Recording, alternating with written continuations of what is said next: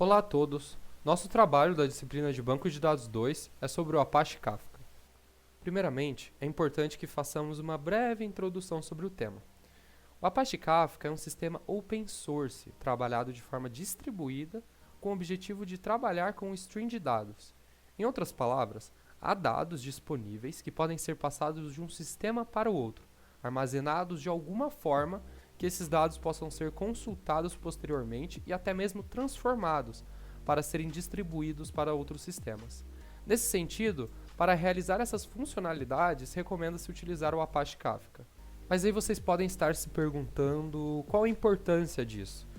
Hoje em dia, quase todos os sistemas são orientados a eventos. Imagine, por exemplo, um e-commerce no qual diversas ações são feitas nele diariamente, em que há o disparo de eventos, tais como a realização de uma compra, a adição de um item ao carrinho ou uma simples avaliação de produtos. Portanto, ao se analisar com um olhar mais próximo às tecnologias existentes, os eventos estão por toda parte. Muitos dos eventos gerados são importantes para a geração de dados históricos ao sistema para que possam ser manipulados posteriormente. Imagine uma situação em que a todo momento são executadas transações bancárias, como uma abertura ou fechamento de conta, adição de crédito, débito, criação de cartão e entre outras ações. A todo momento, serão disparados eventos que, ao armazená-los no banco de dados, ficará disponível o histórico completo de tudo o que aconteceu com esse usuário. Nesse sentido, o fato desses dados serem muito importantes e preciosos para a empresa, devido à possibilidade de auditoria, estatística, previsões ou agrupamento, torna o Apache Kafka um diferencial de grande importância. Com isso, ele é responsável não só por manipular, mas também por receber todos os eventos que acontecem no sistema e armazená-los para posterior utilização. Ademais, em relação à sua capacidade de núcleo, o Apache Kafka consegue processar muita informação com uma latência muito baixa. Não só isso, mas ele é escalável, possui grande disponibilidade e é extremamente tolerante a falhas. Por fim, em relação ao seu ecossistema, por padrão, é possível processar o stream de dados. Mas o que é isso? Como assim? Em outras palavras, é possível receber informações do Kafka, processá-las, transformar essas informações e devolver ao Kafka novamente ou enviar para outros sistemas de forma totalmente integrada. Bom, e como o Kafka funciona? O Apache Kafka funciona na forma de cluster, ou seja, há diversas máquinas rodando ele, sendo que cada uma delas é chamada de broker. Em outras palavras, o Kafka é um cluster com diversos brokers com seus respectivos bancos de dados. De uma forma bem geral assim, há sistemas produtores responsáveis por produzir determinados dados que são encaminhados ao Apache Kafka, que, por sua vez, irá distribuí-los e armazená-los nos brokers. Por outro lado, há sistemas consumidores interessados em adquirir essas informações que foram para o Kafka. Além disso, há os chamados zookeepers, que são sistemas de service discovery com função de orquestrar ou gerenciar os brokers que o Kafka está rodando, para garantir que tudo no sistema esteja em harmonia. Então, resumindo, o cluster ele é um conjunto de servidores que funcionam em sincronia e cooperam entre si. Brokers são servidores que armazenam os dados e as partições. Zookeepers, eles garantem a sincronia e a cooperação entre tudo. E o produtor e o consumidor, eles produzem dados ou consomem dados de algum tópico que está no formato de mensagem. Agora vamos falar de uma questão muito importante no que se refere ao entendimento do Apache Kafka, que são os tópicos. Os tópicos são como canos ou canais de comunicação, pipes, onde dados são direcionados e armazenados no Apache Kafka. Podem ser criados vários tópicos no Apache Kafka, tais como para eventos de produtos vendidos, itens adicionados ao carrinho ou avaliações de produtos.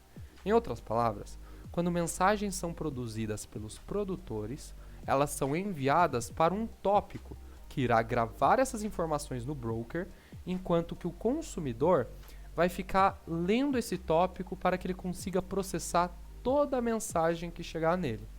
Em relação a isso, pode haver vários consumidores lendo o mesmo tópico, ou seja, sistemas diferentes buscando o mesmo conjunto de informações no Apache Kafka. Duas outras definições importantíssimas para se entender o funcionamento dos tópicos são as partições de tópico e os segmentos. Considere um tópico sales, de vendas, ou seja, todas as vendas que estão sendo feitas pelo e-commerce é entregue a este tópico. O Apache Kafka divide o tópico em partições, sendo que cada uma delas recebe parte dos dados. Imagine que determinado usuário comprou um celular, um computador e um videogame, sendo que o celular foi para a partição 1, o computador para a partição 2 e o videogame para a partição 3. Portanto, sempre que for criado um tópico, é necessário atribuir um valor para definir com quantas partições se vai trabalhar. Em relação a isso, quando determinado dado alcança alguma partição, ela cria diversos segmentos com esses dados, como se fossem diversos arquivos ou banco de dados com essas informações. São nesses segmentos que são definidos os períodos de retenção da mensagem, que determina o tempo que determinada mensagem ficará armazenada no Apache Kafka. Com isso, expirado o tempo determinado, a mensagem será excluída automaticamente. Por padrão, o tempo de retenção do Kafka é de 1 semana. No entanto, é possível definir que determinada mensagem fique armazenada para sempre ou apenas durante alguns minutos. É preciso notar que o tópico, de forma geral, funciona como se fosse um grande log, no qual as informações são gravadas nele uma atrás da outra. Quando se manda uma mensagem a um tópico e ela é enviada a alguma partição, essa mensagem é armazenada em um bloco chamado offset. Cada mensagem fica armazenada em um desses blocos. Portanto, essas mensagens sempre ficam enfileiradas dentro de uma mesma partição. Imagine que há dois sistemas, sendo que ambos estão lendo a mesma partição, mas em índices diferentes. Caso um desses sistemas saia do ar, o Apache Kafka guarda o índice em que determinado sistema parou. Isso prova o quão capaz o Apache Kafka é de gerenciar e guardar todas essas informações. Cada offset tem um tipo de anatomia, ou seja, uma estrutura de mensagem que será armazenada no Kafka. Ela é dividida em 4 partes. Primeiro, os headers, que são opcionais, são metadados ou informações que vão ajudar o sistema a tomar alguma decisão lógica. Temos as keys, que são opcionais, são chaves que ajudam a manter o contexto de uma mensagem. Imagine o exemplo do tópico sales, de vendas, sendo que sempre que ocorre uma venda, a mensagem é enviada para esse tópico.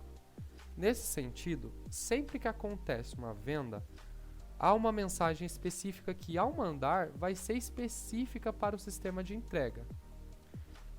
Com isso, é atribuído o shipping a key. Quando os sistemas começam a ler as mensagens, eles podem processar as mensagens filtrando suas keys, ou seja, pode haver consumidores que irão processar apenas as mensagens cuja key seja shipping. Caso a key seja qualquer outra coisa, a leitura pode ser descartada. Então é basicamente como se fosse um filtro, né? Temos também o value, que é o conteúdo da mensagem, né, conhecido como payload. Nessa área é possível armazenar um JSON, um arquivo texto, protocol buffers, entre outros. Temos também o timestamp, que toda vez que esse offset for registrado, o Kafka irá gerar um timestamp automaticamente. Basicamente é isso. Imagine que se tem um sistema de meteorologia que registra a mudança de temperatura no tempo. E cada vez que se percebe essa mudança, o dado é enviado ao Kafka. Considere que em Campinas está 27 graus Celsius e, após 10 minutos, encontra-se em 25 graus Celsius e mais tarde 22 graus Celsius. Com isso, o Kafka irá registrar todas essas informações. No entanto, há momentos que é necessário apenas verificar a temperatura atual, sendo desnecessário ter que ler todas essas mensagens que já foram registradas. Para isso, tem-se o log compactado. O log compactado é capaz de pegar o valor atual que se encontra a sua mensagem. Imagine um tópico com os registros de índice 0 a 9. Considere as keys A, B e C, sendo que A se refere a Campinas, B a Curitiba e C a Campo Mourão. A partir de um determinado tempo, o Kafka irá receber os dados meteorológicos das 3 cidades sempre que houver mudança de temperatura, armazenando-os em um determinado tópico. No entanto, é possível se ter acesso a um log compactado no qual é armazenado os registros mais recentes das mensagens de determinada key. Com isso, é possível ter acesso às temperaturas atuais das 3 cidades, sem ter que ler todas as mensagens. As partições dos tópicos são armazenadas de forma distribuída entre os brokers no Apache Kafka. Independentemente dos tópicos, o Apache Kafka sempre irá tentar distribuir suas partições entre os brokers. Considere os tópicos Sales e Clients. Neste exemplo, a partição 1 do tópico Sales está no broker A, a partição 2 está no broker B e a partição 3 está no broker C. Por outro lado, a partição 1 do tópico Clients está no broker C, a partição 2 no broker B e a partição 3 no broker A. Se em determinado momento o broker A ficar fora do ar, os dados da partição 3 e 2 do tópico Sales continuarão no ar, assim como os dados da partição 1 e 2 do tópico Clients, fazendo com que os consumidores que estavam consumindo o broker A percam apenas os dados contidos nele. Entretanto, o Kafka deve se manter resiliente exatamente para evitar o problema da perda de dados. Para isso, o Kafka possui um mecanismo chamado Replication Factor. Seu objetivo visa garantir que se tenha réplicas de uma partição em outros brokers, para caso um broker caia, as informações não sejam perdidas. Imagine a definição de um tópico Sales dividido em 3 partições, 3 brokers e um Replication Factor de valor 2. Isso significa que haverá pelo menos 2 cópias das partições em brokers diferentes. Nesse exemplo, tem-se a partição 1 no broker A e a outra cópia dela no broker C. Da mesma forma, percebe-se que no broker B há a partição 2, ao mesmo tempo que se tem uma cópia dessa partição no broker C. Por último, o broker A tem a partição 3, assim como também no broker B. Isso significa que sempre haverá uma réplica de uma partição em outro broker. Diferente do exemplo sem o Replication Factor, caso o broker A saia do ar, o consumidor que estava recebendo os dados da partição 1 ou 3 não ficará sem os dados. O Kafka automaticamente vai perceber que o broker A está fora do ar e vai direcionar os consumidores a utilizarem a partição 1 do broker C e a partição 3 do broker B. Mas no momento que o broker A voltar, o Kafka vai automaticamente redistribuir essas partições. Portanto, utilizando o Replication Factor, caso um broker caia, dados nunca serão perdidos. Sempre haverá uma réplica desses dados em outro broker, sendo que a quantidade de réplicas é definido ao se atribuir um valor ao Replication Factor. O Kafka não gera uma regra principal para entregar as mensagens em cada partição. Imagine a produção de uma mensagem sem key que é enviada à partição 1 do tópico Sales. A próxima mensagem será enviada à partição 2, a próxima na partição 3, a próxima na partição 1 e assim por diante, respeitando o algoritmo Round Robin, mandando as mensagens da forma mais distribuída possível. Cada vez que for enviada uma mensagem, ela será inserida em partições diferentes, caso não possua uma key. Por outro lado, se uma mensagem tiver uma key, ela sempre estará na mesma partição. Imagine a criação de uma mensagem com a key Vendas Campinas, que foi adicionada na partição 1. Após o envio de várias outras mensagens sem utilizar essa mesma chave, quando uma nova mensagem utilizar aqui Vendas Campinas, ela será adicionada na partição 1, uma vez que o Kafka está armazenando todas elas na partição 1. Todas as mensagens com aqui Vendas Campinas. Como o Kafka trabalha com partições, não é possível garantir a ordem de leitura das mensagens. No entanto, existem casos que seria de extrema importância ler as mensagens de forma ordenada. Nesse caso, é possível manter a ordem das mensagens quando se trabalha com a mesma key, uma vez que sempre que se quiser ler uma mensagem com a key Vendas Campinas, todas essas mensagens estarão de forma ordenada na partição 1. Quando foi discutido anteriormente o uso do Replication Factor, foi explicado a geração de cópias das partições em diversos brokers. Uma das cópias sempre será líder e as outras chamadas de followers ou seguidoras. Toda vez que alguém estiver consumindo uma mensagem, ela sempre vai consumir a partição líder, enquanto que as seguidoras ficarão inativas, apenas sincronizando informações. Caso o broker A, que possui a partição 1 líder, caia, o Kafka irá transformar uma das partições 1 seguidoras em líder temporário, para que o consumidor que estava lendo a partição 1 não perca os dados. Caso o broker A volte, o Kafka pode restabelecer o status de líder novamente a partição 1 desse broker. Produtores, eles são os clientes que geram informações para os consumidores poderem consumir e tratar essas informações. Então, eles passam por um processo de entrega, certo? Então, os produtores, primeiro de tudo, eles vão criar a mensagem ou record com o tópico, a mensagem aqui e o valor, e vão enviar isso. Isso vai ser enviado de formas diferentes, dependendo da linguagem, e vai ser enviado para o serializer do Kafka. O serializer vai basicamente converter essa mensagem para um padrão, que normalmente é definido pelo esquema. E esse esquema normalmente define como vai ser armazenada essas informações de uma forma padronizada, seja JSON, seja protobuffer ou seja plaintext, e assim por diante.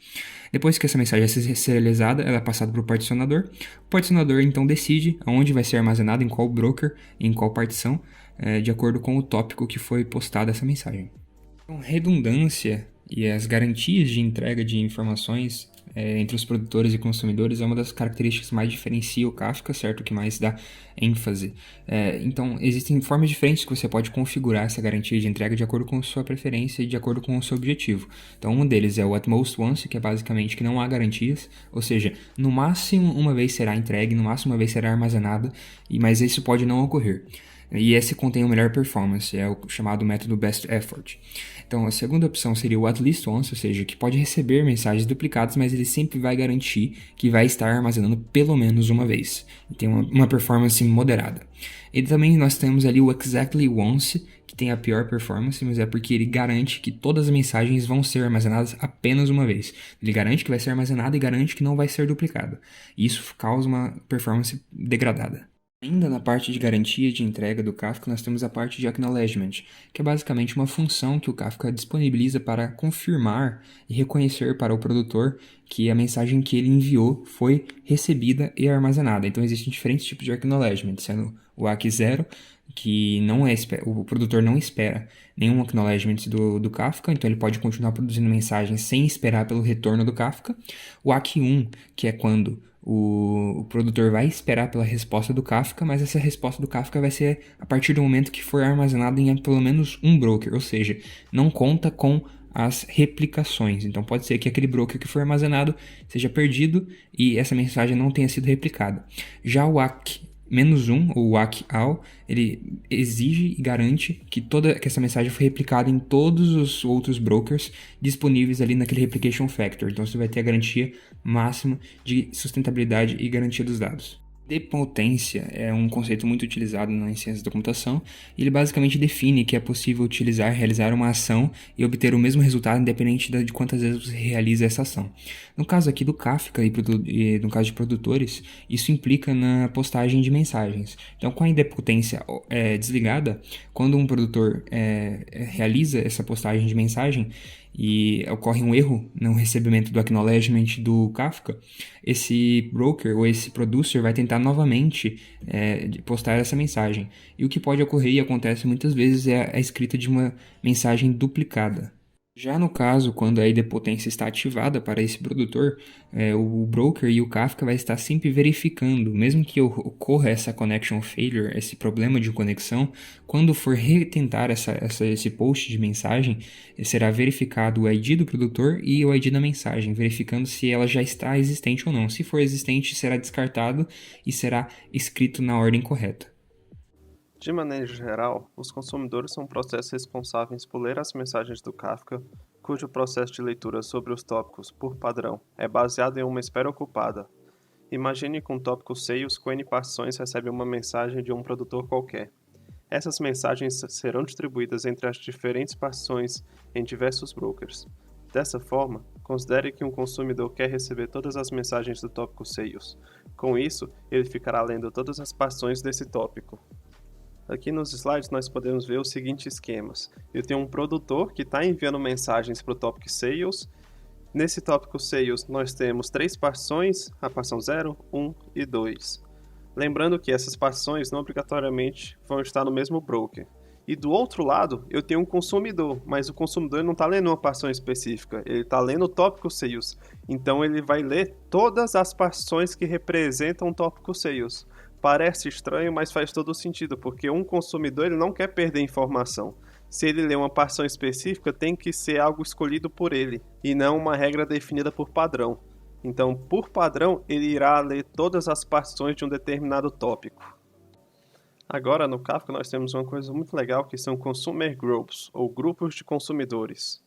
E da mesma forma que o exemplo anterior, pode-se imaginar um produtor que envia uma mensagem a um tópico que irá distribuí-la entre as suas partições. No entanto, é possível ter 2 consumidores do mesmo grupo lendo essa mensagem.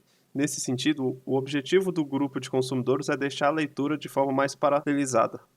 Imaginando que se tem 3 partições de um tópico Sales e 2 consumidores em determinado grupo, ao fazer com que um deles leia 2 partições e o outro uma partição, o processo de leitura ficará muito mais rápido do que sendo feito por apenas um consumidor, apesar de um dos consumidores ficar mais sobrecarregado do que outro, lendo uma partição a mais do que outro. Olhando no slide, a gente vê o mesmo esquema que foi representado anteriormente, mas do lado do consumidor, o que acontece é que a gente tem lá o nosso Consumer Group. Dessa forma, dá pra gente ver que esse Consumer Group é composto por 2 consumidores, só que não está totalmente balanceado como foi dito. Eu tenho que o primeiro consumidor ali, ele está lendo a partição 0 e a partição 1, e o segundo consumidor, ele está lendo apenas a partição 2, ou seja, há uma paralelização maior de carga. Porém, a gente não escolhe explicitamente, olha, o consumidor tal vai ler a partição tal. O Kafka, ele tira esse problema pra gente, ele cuida disso para nós, e ele sozinho já faz esse balanceamento de carga. Ou seja, a nossa única obrigação é criar um grupo e falar, olha, consumidor tal pertence a tal grupo, consumidor tal pertence a tal grupo. E a partir do grupo que ele tá, a gente já sabe em qual tópico ele tá lendo, porque cada grupo tem as suas regras e suas restrições. Imaginando a mesma situação anterior, porém com 3 consumidores, o processo de leitura terá um desempenho superior uma vez que cada um dos consumidores ficará responsável por fazer a leitura de apenas uma partição. No entanto, quanto mais consumidores não necessariamente significa que o processo de leitura será mais rápido. Caso seja 4 consumidores para 3 partições, um desses consumidores ficará inativo, uma vez que cada partição pode ser lida por apenas um consumidor do mesmo grupo. Portanto, para haver um máximo desempenho no processo de leitura, o número de partições deve ser a mesma que o número de consumidores. Um consumidor de determinado grupo pode ler partições de tópicos diferentes em simultâneo. Imagina que o tópico Sales é dividido em 3 partições e um tópico Product dividido em 2 partições. Um dos consumidores de determinado grupo consegue, por exemplo, ler o conteúdo da partição 3 do tópico Sales e o outro conteúdo da partição 1 do tópico Products. Apesar desse fato ser uma possibilidade, para haver um paralelismo mais completo, o mais correto seria haver mais um consumidor para que a distribuição de leitura seja total. Nesse último exemplo aqui nós temos algo bem interessante.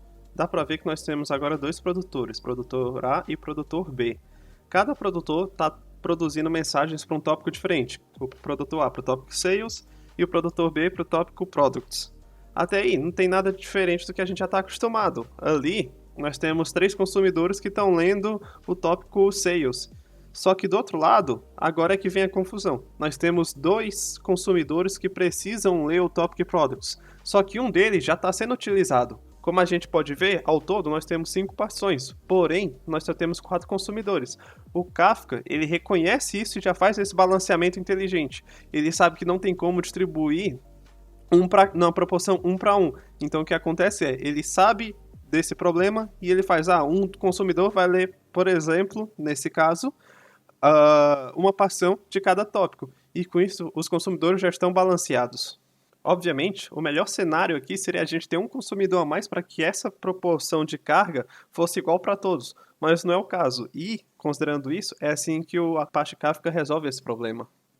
Continuando com o exemplo anterior, considere 2 tópicos divididos em suas partições e um grupo de consumidores distribuídos para a leitura do conteúdo dessas partições, sendo que um deles seja responsável por ler uma partição do primeiro e do segundo tópico. Caso esse consumidor saia do ar, o Apache Kafka percebe automaticamente a ausência desse consumidor e rebalanceia o sistema, fazendo com que as passões que estavam sendo lidas por esse consumidor que caiu sejam lidas por outro. Portanto, toda vez que é alterado o número de consumidores, o Kafka irá fazer uma redistribuição das tarefas entre eles. Então, o Kafka é muito eficiente em fazer esse rebalanceamento quando você adiciona ou retira um novo consumidor do seu consumer group. Além da redundância, o Kafka também fornece diversas ferramentas para você garantir a segurança dos seus dados. Um deles é a criptografia. No caso da criptografia do Kafka, ele sempre garante que você pode criptografar essas informações em trânsito, mas não as informações em rest, em repouso. Então, quando um produtor gera uma informação e envia para o Kafka, essa informação vai ser criptografada pelo produtor e descriptografada pelo Kafka, então armazenada em plaintext, descriptografada nos brokers e nas partições. E quando um consumidor vai tentar consumir essa mensagem, o Kafka vai novamente criptografar essa mensagem e enviar para o consumidor que vai descriptografar, ou seja, é armazenado em plaintext, mas as comunicações entre os produtores, consumidores e o Kafka são seguras. Então, devido a essas informações serem armazenadas em repouso em plaintext, outras medidas de segurança além da criptografia são necessárias, tais como o AAA, que estende para Authentication, Authorization e Accounting. Então, basicamente, começando pelo Authentication, o Authentication garante que os consumidores e os produtores são autenticados e são quem eles dizem ser, ou seja, ele exige que ele comprove a sua identidade, não deixe que clientes externos modifiquem e leiam as informações sem autorização. Enquanto o Authentication garante a identidade de um cliente, o Authorization está garantindo permissões do que fazer, do que esse cliente pode fazer no sistema. Então, a partir do momento que o cliente está logado, ele recebe permissões do que ele pode acessar. Normalmente, indo pela ideia do least access possible. Ou seja, um consumidor ou um cliente só vai ter acesso ao que ele realmente precisa e não a outros tópicos desnecessários para a função que ele opera. O accounting, ele é a parte final dos 3As e ele se baseia na autenticação e na autorização, porque é com base neles que são gerados logs. Então, accounting são os logs e eles armazenam as informações de incidentes de segurança ou de ações que foram realizadas dentro do sistema, tais como updates, como posts, como consumes de consumidores, ou como tentativas de acesso indevidas de um cliente tentando acessar uma coisa que ele não tem permissão, ou até mesmo de um usuário desconhecido tentando acessar usando uma conta com uma senha incorreta diversas vezes. Esses logs são utilizados para encontrar os culpados de incidentes de segurança. Esses logs, além de poder auxiliar na prevenção em tempo real de ataques, ele também pode ser utilizado para identificar locais de invasão, ou seja, de onde o usuário malicioso obteve acesso ou qual conta ele utilizou para obter o acesso. Então, isso normalmente é utilizado, esses logs são enviados para um sistema de identificação de intrusão, que são os CIEMs, e esses CIEMs normalmente organizam os logs de vários diferentes produtos que uma empresa pode ter, de vários logs diferentes, de vários sistemas diferentes. E isso é utilizado para analisar. Agora vamos falar sobre o Kafka Connect. O Kafka Connect é uma forma de se pegar dados de um determinado sistema e transferir para outro. Imagina uma situação cotidiana para um programador, em que ele deseja receber os dados de algum ambiente, tais como o Twitter ou algum banco de dados, como MySQL ou MongoDB. Ao invés de codificar esse processo de leitura de busca de dados, pode ser utilizado o Kafka Connect, pois o processo será feito de forma automática. Nesse sentido, o Kafka é provido de diversos conectores que servem para escutar determinados sistemas em busca de alguma alteração no dado. Todas as vezes que houver uma alteração nesses sistemas, como no MySQL, o Kafka Connect pega essa alteração e publica em determinado tópico. Não só isso, mas o Kafka Connect não trabalha apenas com data sources, mas também trabalha com sinks. As sinks funcionam de forma inversa, explicado anteriormente. Diferentemente dos data sources, em que dados são recebidos de determinados sistemas e enviados ao Kafka, é possível, com elas, receber dados de determinado tópico do Kafka e enviar a diferentes fontes de dados externos. Dessa forma, é possível receber dados de um MySQL e enviá-los ao Kafka por um conector, processar esses dados e enviá-los a outras fontes de dados como um simples arquivo texto através de outro conector. Imagine que se queira pegar os dados do Twitter e armazená-los em um Elasticsearch para posterior análise. Fazer todo o processo de leitura do Twitter e enviar a determinado banco de dados de forma manual não seria vantajoso para nenhum programador. Para resolver esse problema, utiliza-se o Kafka Connect, uma vez que todo esse processo é feito de forma automática. Assim como o Apache Kafka é um cluster com várias máquinas, o Kafka Connect também possui essa mesma estrutura. Para que o Kafka Connect tenha alto desempenho em relação ao recebimento de dados, é necessário que sua estrutura trabalhe de forma paralela. Dessa forma, o Kafka divide um conector do Kafka Connect, responsável pela estrutura de dados, em tarefas ou tasks que serão atribuídas aos diferentes workers. Quando se deseja receber dados do Twitter, o conector A, responsável por esse recebimento, será dividido, por exemplo, em 3 tarefas. Da mesma forma, quando for criado o processo B para o envio desses dados a um banco de dados externos, esse novo conector será dividido também em 3 tasks. Dessa forma, os dados serão transferidos de um lado para o outro de forma paralela, de forma mais rápida. O Kafka REST Proxy é basicamente uma implementação intermediária entre o Kafka e aplicações. Então, além de toda a integração que o Kafka já possui com diferentes linguagens, como JavaScript, Python, Java, C, C# e assim por diante, nós ainda podemos utilizar e nos aproveitarmos da API REST. Esse REST Proxy vai entrar no meio entre o Kafka e o aplicativo. Esse REST Proxy vai receber requisições HTTP do aplicativo e então vai realizar o processo de consumir ou de postar com o Kafka. Ou seja, o aplicativo não precisa ter contato direto com o Kafka. O REST Proxy vai ser ali um intermediário, como o próprio nome diz, um proxy. Bom, tratando-se de compatibilidade de dados, quando se trata de qualquer sistema de mensageria, como a Apache Kafka, mensagens são transportadas de um lado para o outro o tempo todo. E em relação a isso, para o Kafka conseguir receber esses dados, eles precisam estar formatados com um determinado padrão e, além disso, os consumidores que estarão lendo esses dados devem saber qual padrão se encontra determinada mensagem para a realização da forma correta da leitura. O Kafka consegue garantir que os consumidores entendam o padrão das mensagens, evitando qualquer tipo de dificuldade de leitura, por meio do Schema Registry, sendo ele um sistema no qual será registrado o padrão da mensagem que será enviada. Em relação a isso, quando o produtor envia uma mensagem ao Kafka, ele irá definir qual padrão ele quer utilizar. O Kafka, através do Schema Registry, irá carregar esse esquema e verificar qual que é o padrão que essa mensagem será enviada. Uma vez que se verifica que o padrão está correto, essa mensagem será serializada no serializer e enviada diretamente ao tópico. Como cada esquema carregado tem um ID próprio para reconhecimento de determinado padrão de mensagem, quando um consumidor ler uma mensagem, ele irá verificar o esquema ID dessa mensagem e fazer a consulta do padrão utilizada por ela no esquema Registry. Portanto, com o esquema Registry, é possível registrar o padrão com o qual as mensagens são enviadas ao Kafka, de modo a garantir coesão. Dando um exemplo, a gente tem que pensar que a grande sacada desses sistemas de mensageria é que você tem um produtor que vai mandar mensagem para o banco de dados e do outro lado você vai ter um consumidor que vai consumir essa mensagem do banco de dados. Só que essa mensagem ela não obrigatoriamente vai estar no padrão. E a gente tem que se preocupar com isso.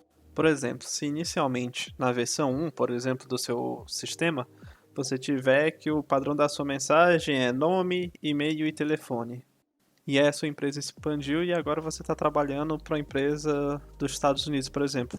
A sua mensagem ela vai mudar, porque inicialmente você tem o padrão mais 5563, mas não obrigatoriamente é o mesmo padrão lá. E não é, o número é diferente. E aí com isso você estaria fazendo uma quebra desse padrão. Então quem fosse consumir essa mensagem ia falar, não está no padrão e provavelmente iria invalidar essa mensagem. Então o que acontece é, agora, para você não ter esse problema, você vai ter um serializer que ele, quando um produtor for mandar uma mensagem, esse serializer vai no Schema Registry, gera um padrão, esse padrão ele vai ter um ID. Depois disso, você envia a sua mensagem para o tópico. Dentro do tópico, ele vai lá o ID especificado dessa mensagem. E aí, o que vai acontecer? quando um consumidor for consumir essa mensagem, ele também se comunica com esse esquema registry usando como parâmetro o ID do esquema. No caso, que dá para visualizar no slide, o esquema ID igual 123, ou seja, o ID é 123 desse esquema, para o versionamento 1 lá do meu app. Com isso, ele consegue interpretar essa mensagem, e o sistema ele pode evoluir sem perder compatibilidade com os dados. Então isso é um fator muito importante que faz com que você mantenha o contrato, digamos assim, de confiabilidade do seu sistema, porque você padronizou a sua mensagem, mas não obrigatoriamente você gerou exclusão. Você ainda permitiu que o padrão antigo fosse aceito. Seria uma espécie de retrocompatibilidade. E com isso eu nem consigo mandar uma mensagem se ela não estiver nesse meu padrão do esquema registry. Então isso é algo muito bom que o Apache Kafka implementa, mas você pode se perguntar quais são os padrões que esse esquema registry usa. Na verdade há dois, nós vamos comentar o principal deles, que é o IDL. O IDL, que significa Interface Description Language ou linguagem de descrição de interface, é um dos padrões de descrição de mensagens do Kafka, sendo que um dos padrões utilizados por ele para o tratamento de mensagens no Kafka é o Apache Avro. Basicamente, esse padrão é um JSON com um namespace, um tipo, um nome e um campo da mensagem a ser enviado. Bom, como dá para ver no slide aí, a gente basicamente tem a estrutura que eu falei, e aí o que acontece? Na parte de fields, que seriam os campos, a mensagem ela tem que estar nesse padrão, ou seja, eu vou ter que ter um campo que vai ser um nome, que vai ter um timestamp, que é do tipo long. Eu vou ter também um source, que é do tipo string, vou ter um host IP, que é do tipo string, vou ter um raw data, que é do tipo bytes. Ou seja, isso vai estar armazenado no meu esquema registry, e cada mensagem vai ter que seguir esse padrão obrigatoriamente. Um outro padrão que é muito utilizado é a parte de protocol buffers, que basicamente o que acontece é a mensagem ela vai ser toda parseada em binário, e ela vai seguir um esquema registry da mesma forma que o IDL. Mas que no fundo é mais simples de criar, basicamente é só isso. Agora vamos falar sobre o Kafka Streams. O Kafka Streams é uma biblioteca feita em Java que trabalha em real time, com o objetivo de processar e transformar dados. Em outras palavras, ele consegue pegar os dados recebidos no Kafka, transformar essas informações e entregar algum tópico do Kafka. Imagine que um cluster com Kafka Connect está recebendo informações do MongoDB através de seus conectores. Nesse sentido, o Kafka Connect irá persistir esses dados a um tópico no Kafka. A partir daí, será conectado um sistema em Java utilizando o Kafka Streams para a leitura de mensagens desse tópico a fim de transformar ou modificar esses dados. Com isso, esses dados modificados podem ser lidos por mais alguns streams ou diretamente enviados ao Kafka para ser distribuído a algum outro sistema de armazenamento de dados. Em um outro exemplo, uma mensagem pode ser produzida por um sistema produtor e enviada ao cluster, onde será tratada pelo Kafka Streams e enviada a algum sistema consumidor. O Confluent KSQLDB é basicamente uma integração criada ali pela Confluent, que é a empresa atual que faz a manutenção do Kafka. Então ele basicamente pode ser funcionado a qualquer instalação já existente e ele funciona como um banco de dados de processamento de dados usando SQL em tempo real. Então em tempo real é fornecido pelo Kafka e esse Confluent KSQLDB ele faz essa integração entre o SQL, processamento de dados SQL, de banco de dados, com a característica de tempo real do Kafka. Isso ainda pode ser conectado através de uma REST API, ou seja, você não precisa de libraries específicas para adicionar isso ao seu programa, você pode simplesmente realizar requisições HTTP através da internet e você vai ter dados em tempo real através de SQL. Bom, galera, para a gente usar o Apache Kafka aqui na prática mesmo, a gente tem que abrir o repositório do GitHub da Confluent Inc. Bom, basicamente nós vamos pegar o link aqui, vamos abrir um terminal, vamos ir até downloads, por exemplo, e vou dar um git clone nesse repositório. Pronto, deu um git clone, ele criou a pasta ali cp docker e dentro dela nós vamos ter a pasta de exemplos. Dentro dela nós vamos ter a pasta do Kafka Cluster e é isso aqui que nós queremos. Então vamos dar um cd Kafka Cluster e aqui dentro nós temos a imagem do Docker para nós subirmos esse container. Então nós vamos dar um docker compose up -d e ele vai rodar esse container pra gente, vai subir esse container. Que basicamente essa interface aqui, e se eu ver containers, eu tenho os meus 6 containers.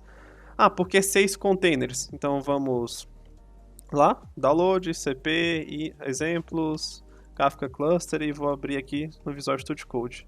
Bom, dando uma olhadinha aqui dentro do arquivo Docker Compose que a gente deu up, a gente vai ver que nós temos 3 zookeepers. O zookeeper é um camarada de Service Discovery e ele ajuda o Kafka a distribuir seus nodes, a reconhecer, a descobrir quando há novas máquinas. Ele faz uma porrada de coisas. Ele é essencial para o funcionamento do Kafka. Então nós temos 3 serviços deles aqui rodando.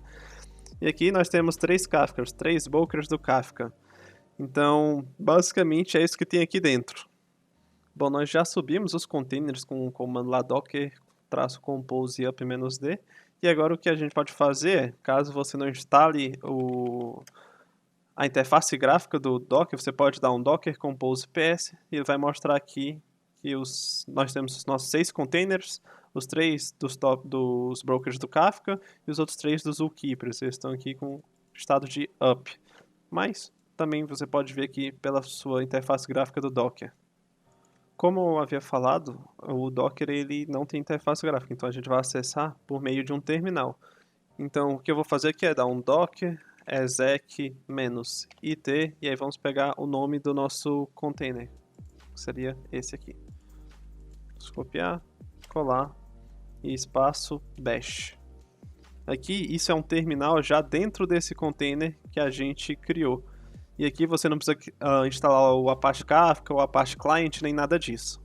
Bom, agora que a gente já tem aqui aberto o terminal de um container do Kafka, nossa ideia principal é criar um tópico.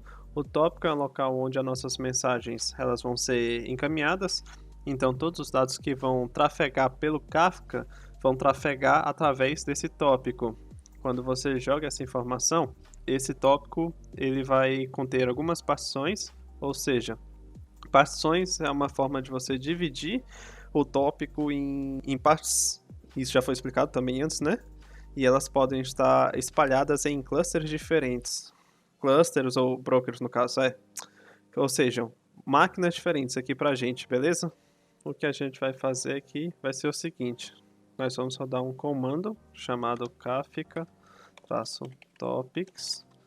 E esse comando a gente vai poder criar o nosso tópico. Legal?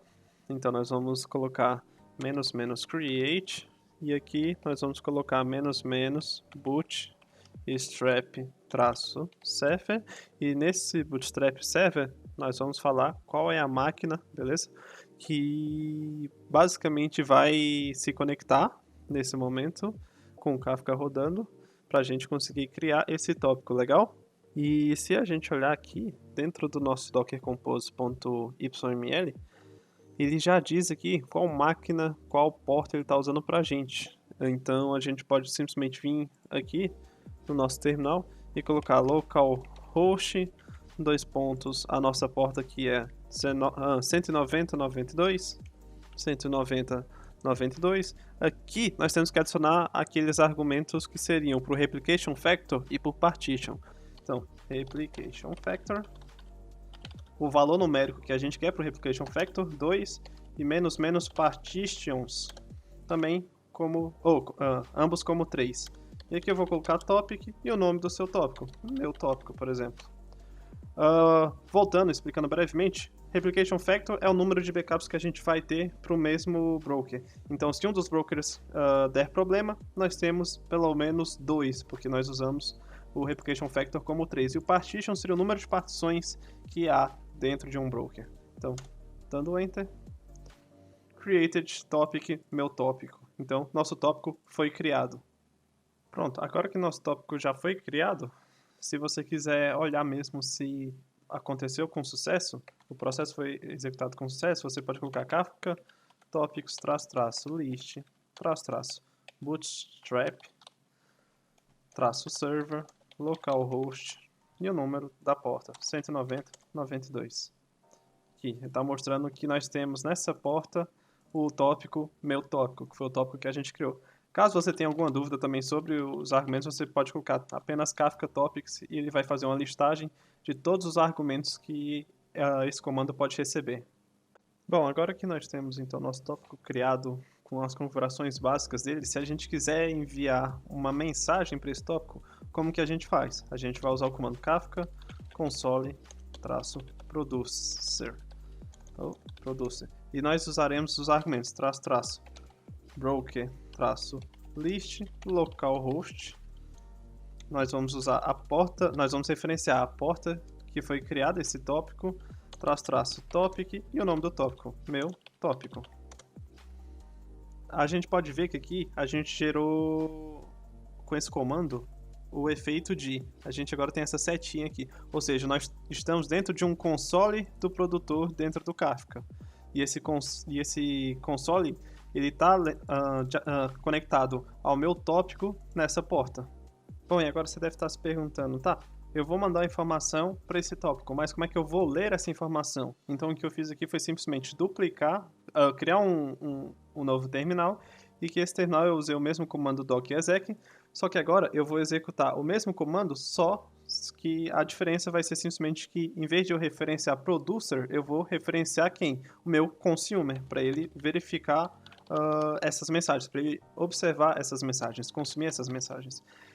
Então eu vou colocar Kafka console consumer bootstrap server localhost, a mesma porta 190.92 topic e o nome do tópico que eu quero ler ou consumir, que é meu tópico. Aqui, pronto, ele já não está fazendo nada porque não tem nada para se fazer no momento. Mas a partir do momento que eu venho aqui no meu console do meu producer e mando hello, apareceu lá do outro lado hello. Então, tudo que eu mandar aqui vai aparecer do outro lado, qualquer mensagem, como dá pra ver. Mas aí, vamos parar aqui, ele foi processado ao total duas mensagens. Vamos executar de novo. Então agora você pode se perguntar, tá, quando eu enviei essas duas mensagens, esse hello e essas letras aleatórias em conjunto, elas apareceram aqui. Mas quando o consumer foi aberto novamente, essas mensagens não estão aqui. Então quer dizer que eu perdi essas mensagens? Elas são processadas uma vez, logo elas não podem aparecer novamente? Não. O que acontece, o Kafka é muito inteligente quanto a isso. Nós não especificamos nada sobre o tempo das mensagens, sobre quais mensagens a gente queria consumir. A gente simplesmente abriu o console do consumidor e ele vai simplesmente ler as novas mensagens que surgirem a partir daquele comando, não antes. Para isso, basta a gente cancelar, vir com o comando novamente e a gente vai adicionar outro comando que seria o from beginning. E aqui, o que vai acontecer é, ele vai pegar as mensagens antigas que já foram processadas. Olha aqui, elas estão na ordem inversa. Então, e se eu mandar também outra mensagem, ela vai aparecer aqui novamente. Se eu cancelar mais uma vez, as mensagens elas vão aparecer porque elas são persistidas em disco no meu computador. Algo relevante agora de nós pensarmos é que lá no começo da criação do nosso tópico, a gente definiu em um argumento o partitions com valor numérico 3, ou seja, dentro do meu tópico a gente tinha 3 partições. E para que vão servir então essas 3 partições? Essas 3 partições elas podem ser usadas para você processar clientes paralelamente. Toda vez que eu venho aqui e coloco um comando Kafka-console consume, eu estou criando basicamente um cliente. Então aqui, para o meu caso, nesse momento, eu tenho especificamente apenas um cliente. Mas eu poderia ter 3, e assim com o meu partitions igual a 3, cada client iria ler uma partição específica. Porém, não seria uma partição que a gente iria escolher. O Kafka, ele cuida disso para a gente, ele gera essa abstração e vai fazer o dimensionamento de cada um para que o processamento seja o mais eficiente possível. E esse dimensionamento ele é feito a partir de grupos. Então, se eu cancelar aqui novamente e adicionar um novo argumento, que seria --group, e colocar, por exemplo, grupo A. E eu vim aqui colocar hello, grupo A. Como dá para ver, essa mensagem já foi direcionada para o grupo A, porque eu tenho apenas um consumidor nesse momento, Então, qualquer mensagem que eu mandar aqui tem que aparecer para esse cliente, porque esse cliente já está no grupo A. Bom, dando uma limpada aqui, basicamente o que eu fiz foi criei um outro terminal em que basicamente eu usei os mesmos comandos aqui para o consumidor aqui, ou seja, agora eu tenho 2 clients para o mesmo grupo, grupo A e grupo A. O que acontece é, eu tenho um partition de 3, ou seja, se eu tenho 2 clientes e eu tenho 3 partições, algum dos clientes está lendo 2 partições. Se eu enviar aqui a mensagem hello, agora a gente pode ver que só apareceu para uma delas, ou seja, esse produtor enviou essa mensagem para uma partição do meu tópico e essa partição só está sendo lida pelo meu cliente 1, por exemplo, e não pelo meu cliente 2. E aí, como não é explícito para qual cliente fica com qual partição, pode acontecer de eu mandasse várias mensagens seguidas e só aparecesse para um cliente. Mas como eu disse, o Apache Kafka ele é muito inteligente no balanceamento de carga. Então eu mandei a primeira mensagem aqui, ela apareceu para o meu primeiro cliente. Eu mandei uma segunda mensagem, ela apareceu para o meu segundo cliente. Ou seja, ele já balanceia toda a carga assim de modo a ter o maior desempenho possível. Então o cenário ideal seria, se eu tenho 3 partições, o certo seria eu ter 3 clientes. Então, cada client iria ler especificamente uma partição. Só que aí, como eu disse, o Kafka ele cuida da abstração de qual client vai ficar com qual partição. Então, você não tem obrigatoriamente um controle sobre isso. O Apache Kafka ele vai distribuir da melhor forma possível. Bom, agora que a gente já tem essa nossa estrutura aqui formada, vamos tentar entender de fato como que o nosso tópico está estruturado. Então, basicamente, abrir um novo terminal aqui e o que a gente vai fazer é vamos rodar o comando do Docker para executar para abrir o terminal, quer dizer. Vamos expandir isso aqui e vamos rodar o comando kafka -topics -describe bootstrap -server localhost, o número da nossa porta 190 92-topic e especificar o nome do nosso tópico, que é meu tópico.